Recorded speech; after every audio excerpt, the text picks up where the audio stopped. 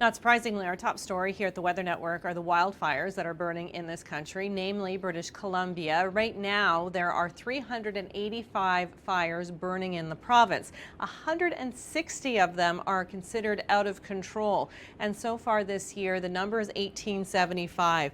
But it's not so much the number as the hectares burned. It is in the millions, making this season unprecedented. And the most recent fires are affecting thousands of people in the province. Not only forcing from their homes, but those who are not directly impacted are being impacted by the smoke and the air quality, which is terrible.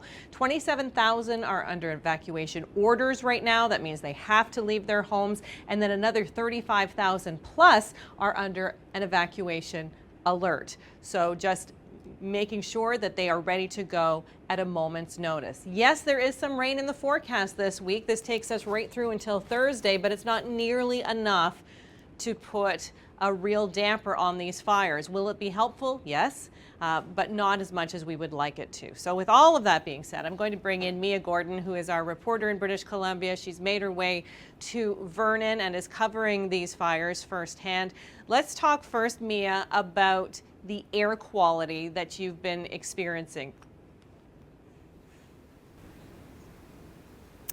Well, Kim, it's a little bit better today for sure. You can actually go outside and breathe without it actually being painful. Yesterday, when I first got into the area, the moment you step outside of your car, it was like you're being whacked in the face with heavy smoke. You could barely breathe. I've heard a lot of people in the area complaining about body pains and chest pains because of the smoke. So even though it has improved a little bit, the air quality is still not great. So if you do suffer from any respiratory issues, if you're part of the younger or elderly population, you definitely want to limit your time outside still. Maybe carry a mask with you, avoid working out outside. Just little steps you can take to protect yourselves and your loved ones right now with the current air quality.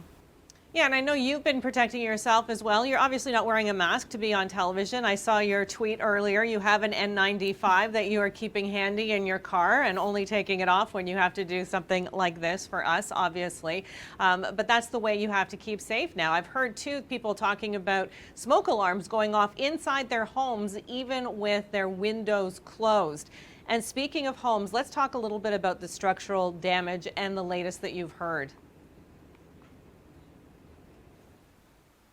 Well, what we are hearing now, as the smoke does lift a little bit, firefighters and crews have been able to go in there and just see what exactly the damage has caused. And we're hearing so far, the reports are about 50 homes at least are either partially or fully destroyed at this point, but that's not the final number. They haven't been able to go into certain neighborhoods that are still evacuated and being really impacted by the fires. So that is the current situation. I've had a chance to speak with some of the evacuees who don't know whether or not they have a home to go back to. Some of them have been watching their Nest cameras to see what is happening. Others are just hoping for the best, but preparing for the worst. But what I have found around town is just the community has been so strong, rallying behind people that have been evacuated, offering free lunches, free clothes. So there definitely is such strong community support during this difficult time.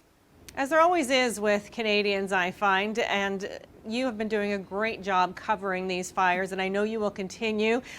Jacqueline has passed the baton over to you as she takes a little bit of a rest. And for people at home, if you want to help, I know people are feeling rather helpless, you can go to redcross.ca and you can make a donation. There you will see specifically that the donation will go to the British Columbia wildfires.